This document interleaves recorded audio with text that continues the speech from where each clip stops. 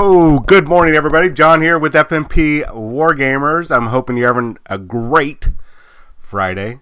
Good morning. Happy Friday. Happy weekend. I'm hoping everybody's going to have a great weekend. I know everything is going on. We got the pandemic, and yeah, that's really it. And these weird elections going on here at least in the States. So, you know what? We're going to have a great weekend. That's it. So let's get on to some great news. Where should we start? So much stuff is going on with Warhammer 40,000 right now. Age of Sigmar's just starting their new biggest narrative. There's some lovely changes going on with Marvel Crisis Protocol. So let's first talk about something I mentioned a few days ago, or last week, or a week or two, maybe 2 weeks ago. Time is already kind of a blur. Anyways, we got some sneak peeks of an upcoming box that's probably going to be released. Very likely, I would say 99.9% positive that it's going to be released, or go on pre-order on the 28th to be released on the December 5th. Yes, December 5th. And this will be the Blood Angels. Cross our fingers. So, not necessarily any new Blood Angel models, but we should be getting the Gladiator box and the new Land Speeder box. Also, the new Combat Patrol. So let me pull that up. There we go. So I did a breakdown for that Combat Patrol that's going to be coming. So the sneak peeks that I had gotten ended up being legitimate. We figured it was with a high degree of certainty. The reliability of the source and the actual photo evidence, everything looked legit. But you never know. There are some people out there that got some crazy mad skills for photoshopping. So this box will be coming. I'm sure it's just going to be Blood Angels Combat Patrol. It might have a fancy name. I don't know. But let's break down this content. So you're going to have one HQ. That's the librarian down at the very bottom of the picture. That's the center for those of you that aren't aware of what the Space Marines are. The librarian is not a guy that sits there and puts books away and tell you to shush. They're actual psychic warriors. And then we have a 5-man Incursor or Infiltrator squad. And we have a 5-man Intercessor squad. The regular Intercessors, not the new Assault Intercessors or the heavy Intercessors that we have not seen yet. And then there's a 3-man squad of the Aggressors. And of course, the new Repulsor tank, or Impulsor tank. So I broke this down. We have one HQ, 2 troop choices. That's the Incursor or Infiltrator squad, and including the Intercessor squad. Man, all these Essersors or Issersors or whatever. This new naming thing is just crazy. We have one Elite, which is the Aggressors, and then the Impulsor is the Transport. The total approximate value is $230. Approximate. How did I come to this? Well, normally a 10-man box of Intercessors and a 10-man box of the Incursor / Infiltrators is $60. And since these are 5-man boxes, you would immediately assume, those are $30, which you could be right.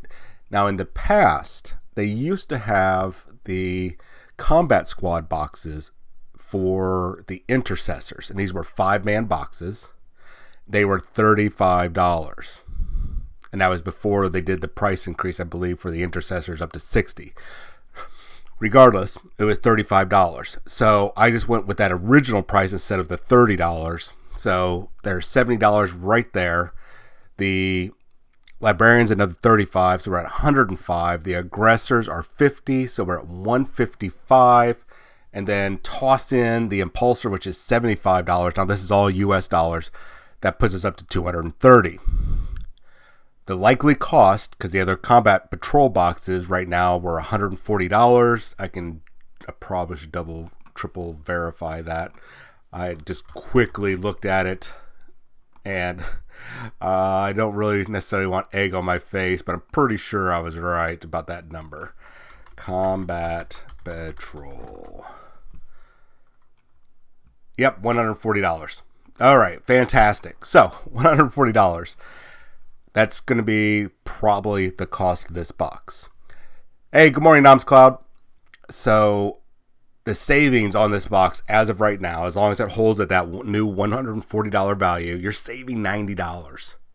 It's almost $100, which I broke down percentage-wise is about 35. It's really like 36 point something, Delta, Niner, Charlie, but it's still a sizable savings that they're passing on to you. Now, this is still not a sale. This is just a value box for you to start. This is really a starter kit for any army. Just they're just featuring it as a Blood Angel as really as an enticement. But this right here is a great starter box. You couple this one with the Death Watch one, dude. I mean, you're pretty much starting armies. This is probably about 25 to 30 power level. Doubt it's 50, but probably 25. Yeah, and then if you have your Indominus box, which I believe is 50 power level, and grab yourself another one of these types of boxes or something else, you're going to have your 100 power level or 2,000 points very easily, and you're going to be saving money. In fact, with that $90 that you're saving right there, that $90 could go towards another box. You just have to come up with another 50, and you're saving, what, $180? I mean, that savings are great, guys. This is a really good deal, because especially, I mean, with the exception of the aggressors, they took a little bit of a hit depending on your competitive or no matter what, if you're playing the game, you're competing. So they kind of took a little bit of a hit, but they're still worthwhile taking. And the inclusion of the Impulsor, which is pretty much the new go-to in place of the Rhino, and it's still, even with its points adjusted, and it's if you get the Shield Dome, that's been adjusted to a 5+ invulnerable save. Still, that massive range of movement you get with that vehicle, and then the ability to disembark, you can pretty much secure almost any objective turn one with a squad. It's absolutely bonkers crazy how efficient those models are. So this is a solid box, and it's keeping with the theme of the other two combat patrols. You're saving nearly $100. I'm only saying this because I want you guys to get as many good deals as possible, and especially with everything that's going on. And I went ahead and put the Atomic Hobby Shop logo. I've said it before, that's where I shop. And I know that once this becomes available, this is not me advertising because I don't work there, but once it does become available, they'll at least do 10% off. So you will be saving over $100 at that point. So just something to think about. Okay, let's get into a couple things. We got a lot to cover. So first, I'm going to talk about this tomorrow. Good morning, Texas Wargamer. Tomorrow's morning show. And then we're going to dive into some Marvel Crisis Protocol, and then into some glorious, beautiful statistics. And I know it sounds boring, but it's such an eye-opener. I'm super giddy about this. All right, so we've talked about this before. Tomorrow morning, 8 a.m. here, Central Time, I will be doing a Decadence and Decay, a live preview, watch show, whatever you want to call it. I'm just going to call it a watch show, live reaction show. So this is going to be a lot of fun. So 8 a.m. Here's the game systems that they're going to be showing off: Age of Sigmar, Warhammer 40,000, Necromunda, Warhammer Underworlds, Middle Earth. Okay, so for Middle Earth, no clue. I think it might just be a couple new models, maybe a new book, but I'm not holding my breath that it's going to be something massive and revolutionary, because the current strategy battle game for Middle Earth is a solid, balanced game. So Underworlds, I'm thinking we're going to see the new season of Warhammer Underworlds 4 or 5 in its entirety, and we're going to get a nice, beautiful, wonderful view of it and some future warbands. Necromunda, my money, and I'm going to show you an image here in a little bit, my money is that it's going to be just them showing off the Van Sar, or House Van Sar. We know that they were coming. I'm pretty sure that's what it is. Warhammer 40,000, my money is on Eldar and Dark Angels. Nope. I'm going to be just nice throw a bone. I'm going to say Dark Angels, but I really, you know what? I'm going to actually, definitely Eldar, 100% Eldar. I talked about that earlier the week, and I showed kind of some evidence to that on the previous show. I think that was last Friday. I'm not sure what the Imperial one will be in January, February timeframe, but it doesn't matter. Nobody cares about Imperial, right? Then Age of Sigmar, I think it'll be just an announcement for the new book. For the Broken Realms. Right now we're with Marathi, and this is probably going to give us a nice, wonderful picture of what we're going to be seeing in regards to the pace of their releases for the Broken Realms. Is this going to be like Psychic Awakening, where they're going to be releasing a book every month, or are we going to have a break for December, and then this is going to be showing off what's going to be coming at the first of the year, sometime January, February timeframe? I'm thinking with the way that they're doing it is they are being a little bit more efficient, a little bit more economic with it over Psychic Awakening. So we're going to probably see them going with the every other month. And it's, because this one already had 4 factions in it. So 4 or 5 factions, 5 factions. So I think we're going to be seeing a little bit of a time skip. We're not going to be seeing a book every month. So those are my predictions. So let's talk about those predictions. So Eldar predictions. So 1 day to go. This is tomorrow. And those not familiar with Eldar, that right there screams Eldar. Doesn't scream Dark Eldar. Does not scream Harlequins. That screams Eldar. And to me, there is some indications that the way that it's kind of segmented, this looks to me initially like it's an avatar, but I doubt it. The other idea is that it's probably probably an Exarch for the Striking Scorpions. No idea though. The segmented plates is a little different. It could be something totally unrelated. I doubt it's a Warlock or a Farseer. Could be a new Guardian box. Regardless, there's that Spirit Stone. This is Eldar. We're going to see Craft World Eldar. Pretty freaking exciting. The other image that they had showed that I wanted to highlight is this one. And this one, I've seen some really weird speculation. People are like, oh, it's Dark Mechanicus. No. It's Adeptus Mechanicus. No, it's the Borg. Your guys are close. Because, well, except for the Borg guy. You're not close. You're totally wrong by 100%. This is very, very likely House Van Sar. Where's my proof? Well, I've got a Van Sar warband or gang, and looking at the aesthetic of that knee pad, the armor on its, what we can see of the forearm, and the shape of everything else there, it's very, very likely, I'm going to say 99% likely, that as a House Van Sar model. We know the House Van Sar is going to be featured. We know Necromunda is going to be featured. No, correction. We know Necromunda is going to be featured. Very likely House Van Sar is going to be that feature. So within regards to that, the House Van Sar for GWs, it'll be the book, cards, dice, the whatever that box update or upgrade pack is, whatever you want to call that, or expansion team. And then very possibly we'll see something from Forge World that it will be associated with House Van Sar, like we've seen with everybody else. So just be ready for that. So definitely Eldar. That's Eldar.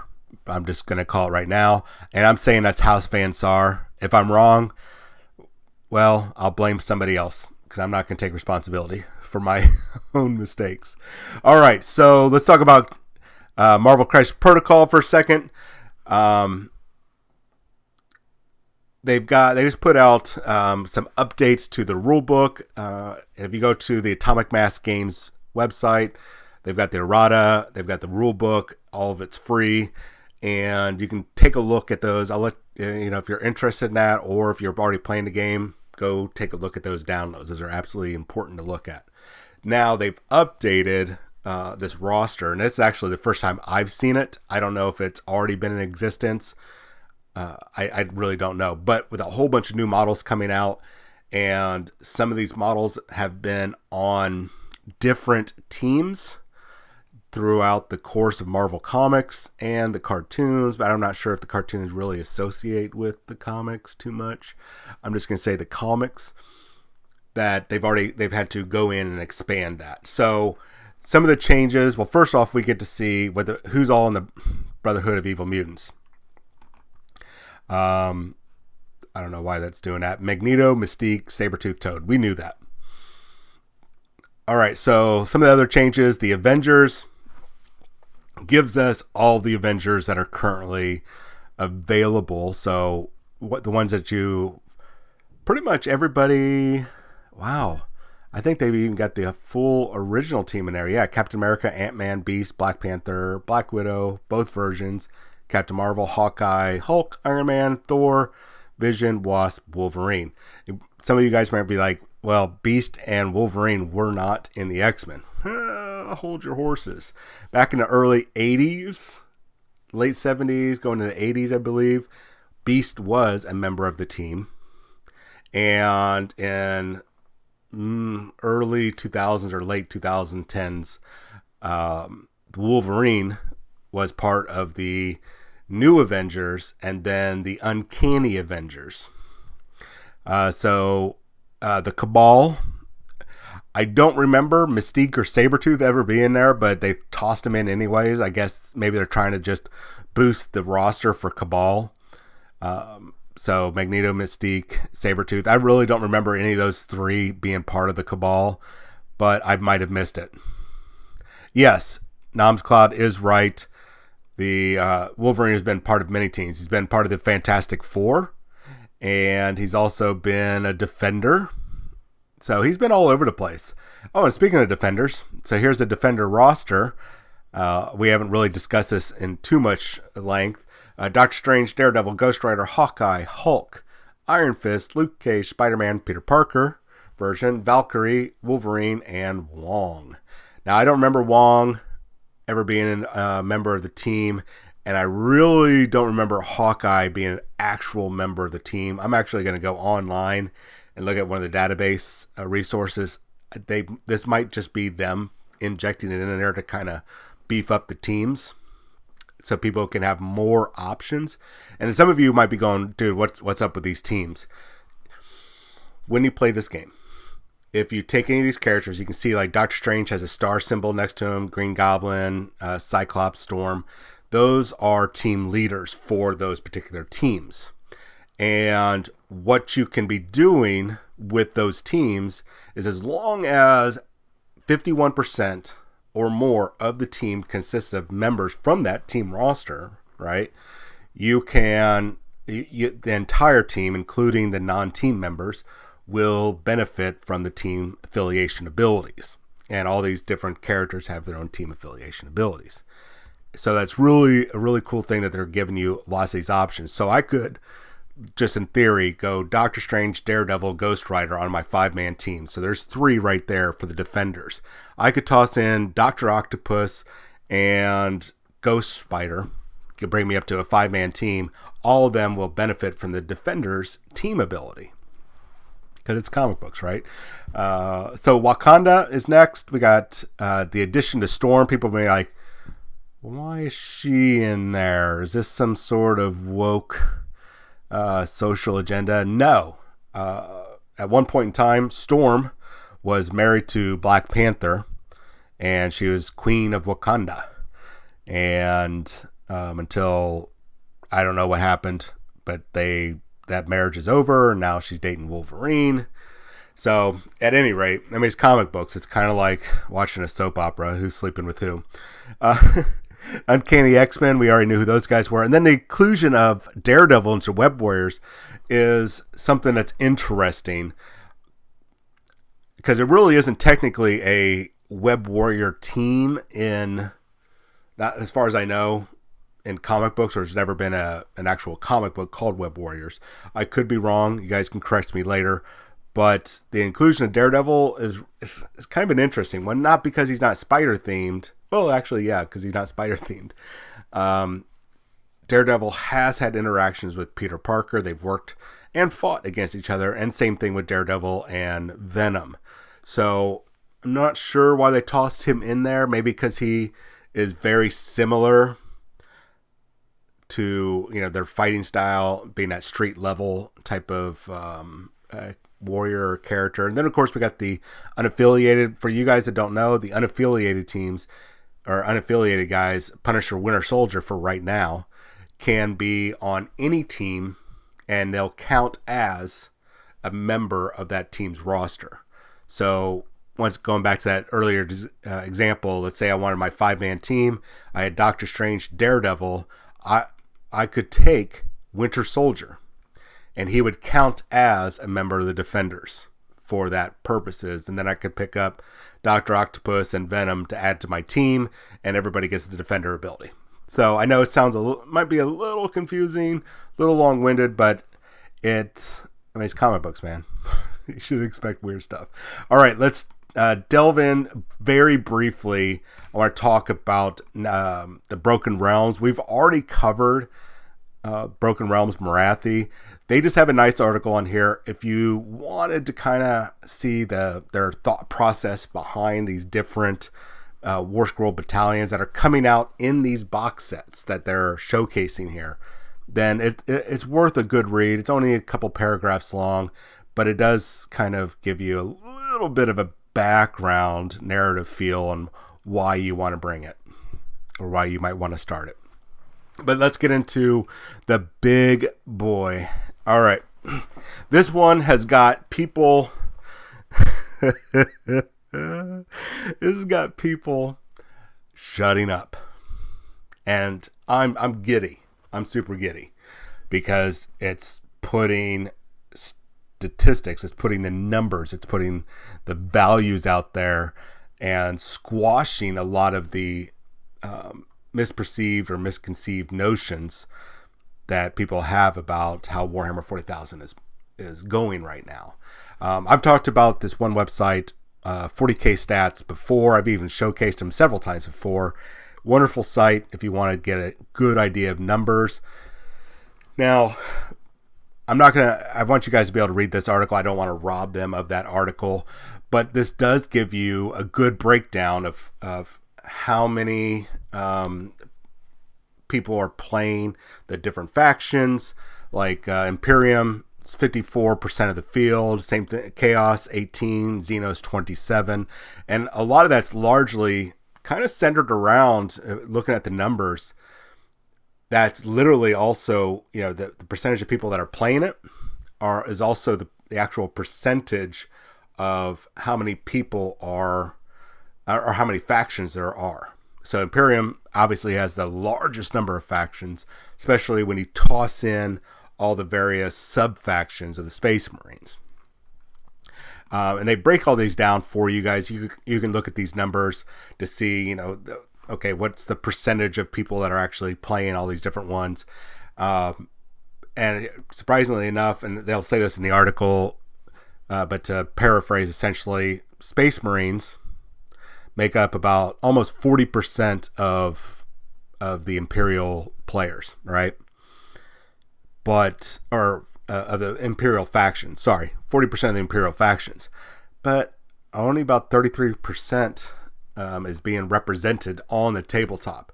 That's less than what you would expect. And it's less than what a lot of people are saying. It's like, oh, everybody's playing Space Marines. There's 30,000 Space Marines army. Well, there's less out there being represented than what there should be, guys.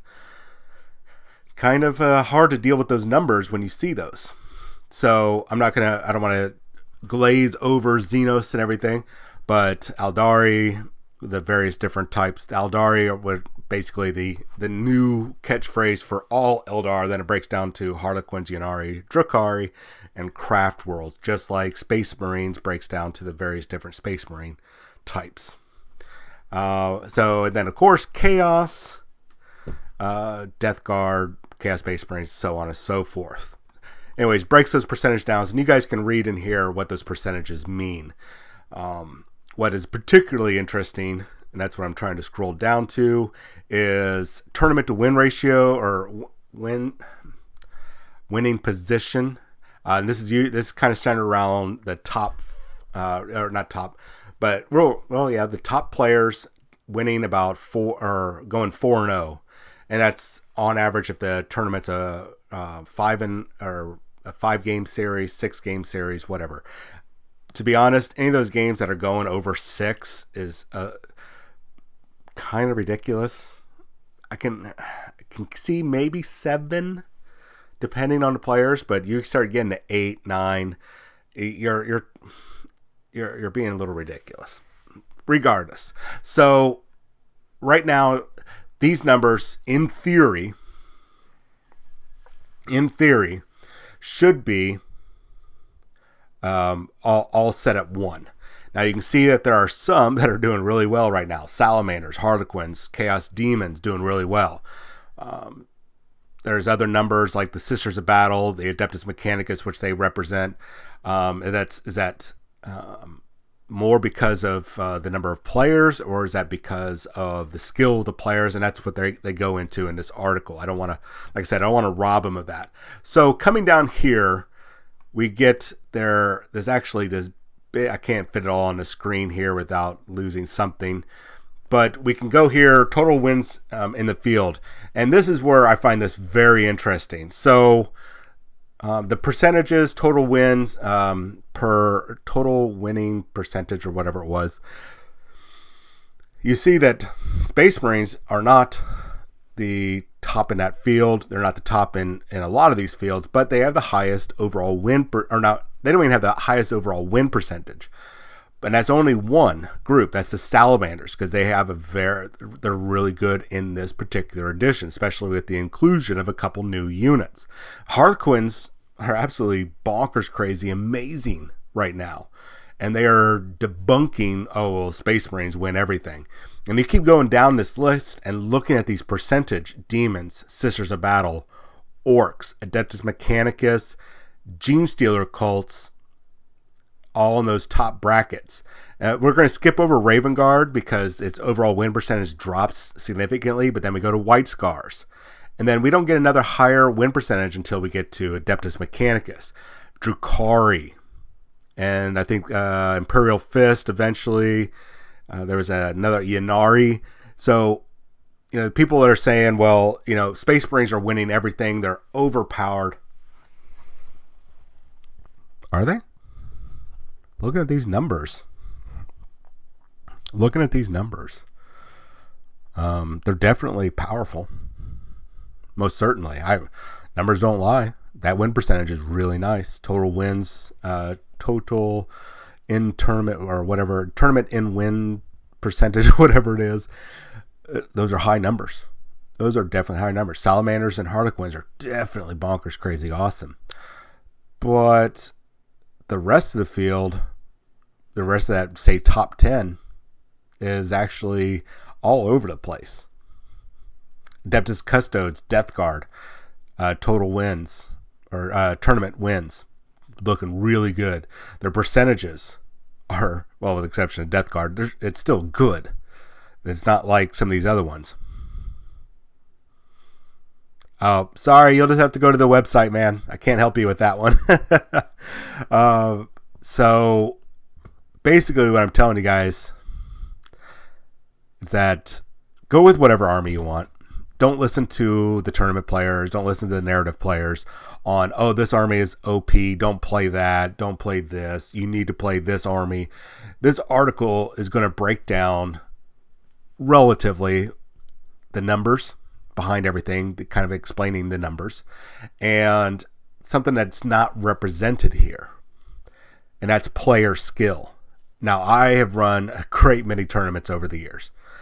Gosh darn, for almost over 10, 11, 12 years now, I've run tournaments. 12 years now. And I've seen players show up, especially in recent editions, 7th, 8th, and now, well, not so much 9th, but 7th and 8th, where they'll show up with duplicate lists.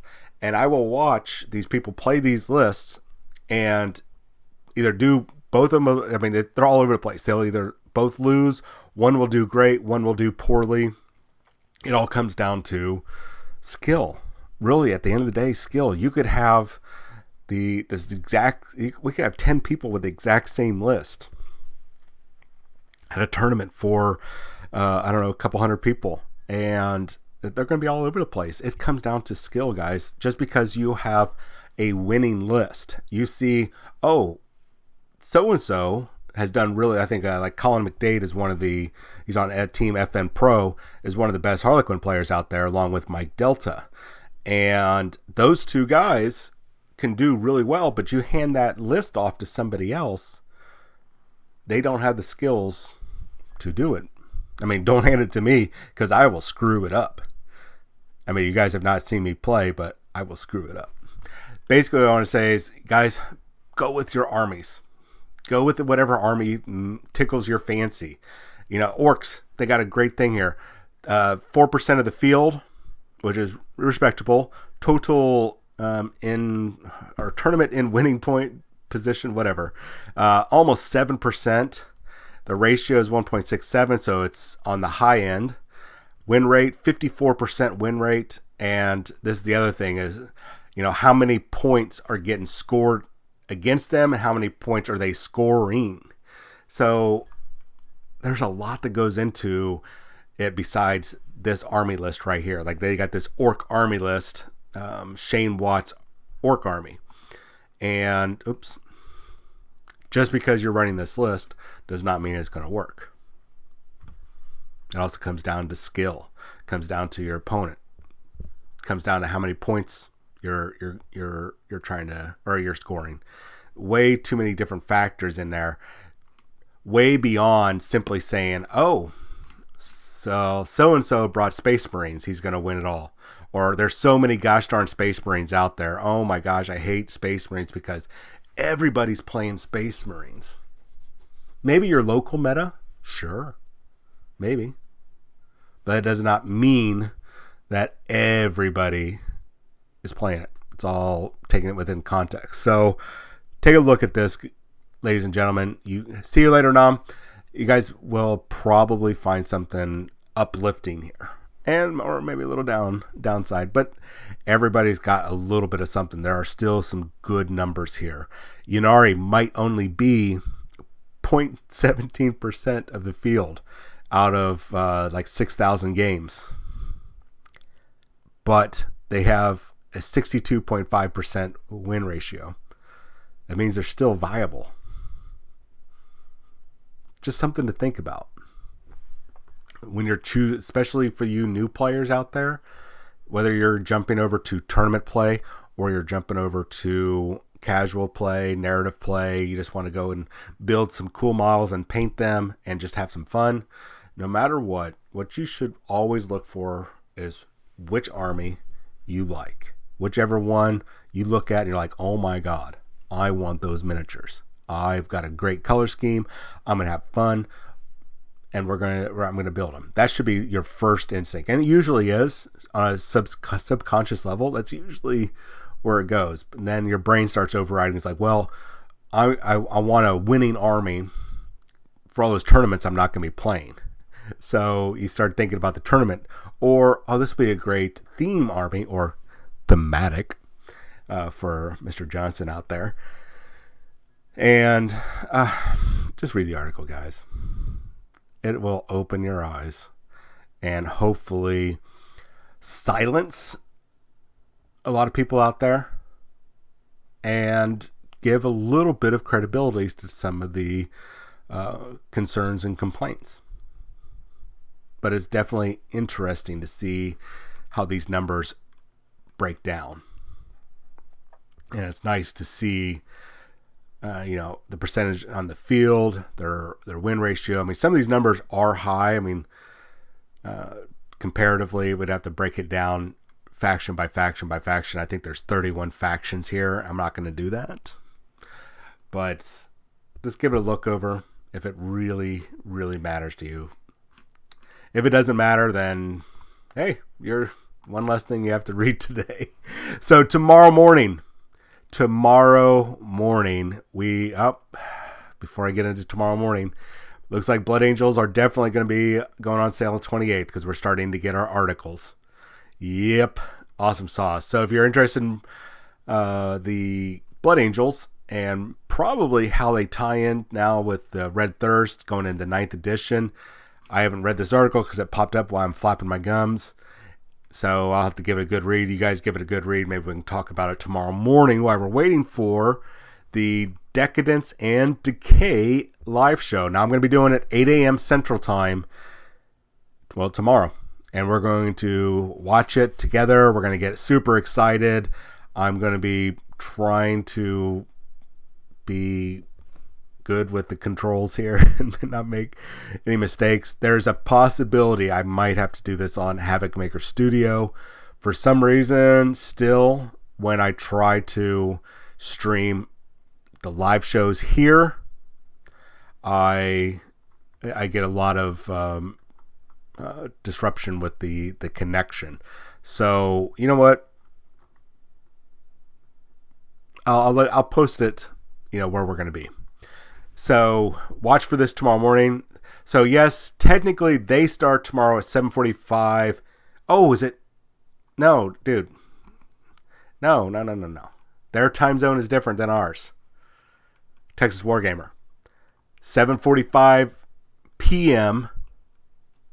in the UK, or I'm sorry, it's 1:45 p.m. Sorry, 1:45 p.m. in the UK is 5:45 a.m. Central Time, or 7:45 a.m. here.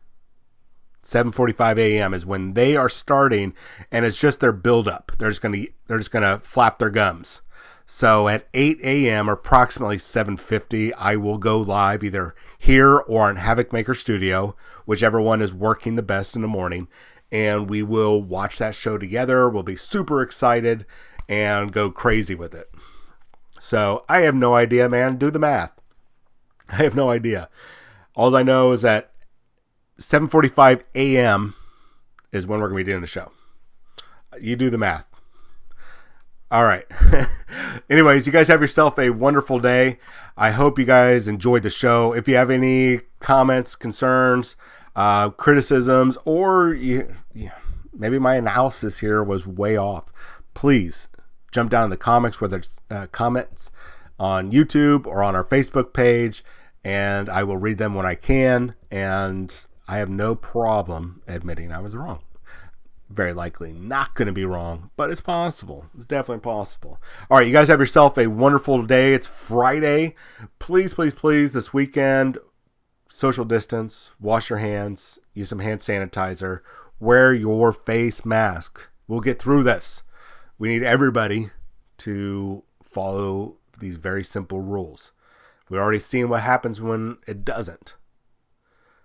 Let's just follow the gosh darn rules. All right? So, have a wonderful Friday. Have a wonderful weekend. I'll see you tomorrow morning on either here or Havoc Maker Studio at 8 a.m. Let me put up the link for Havoc Maker Studio. There we go. Havoc Maker Studio for Twitch. Just watch one of those two channels. Make sure that you hit that follow button. And I will talk to you all tomorrow. Have a wonderful, wonderful day.